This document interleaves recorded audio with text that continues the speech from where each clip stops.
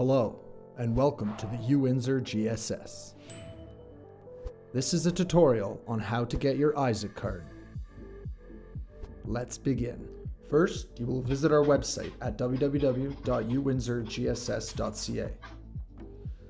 You will then hover over Services on the taskbar and select ISIC cards. Here, you can read more information about the card. To get your card, proceed to Get Your Card. Read the steps, and then click the link. This will take you directly to their website where you can apply for a physical or virtual card. Fill out the information using your UWindsor email address, upload a headshot, no larger than 5 megabytes, a proof of student status, and a passport or a country ID. Then click Next.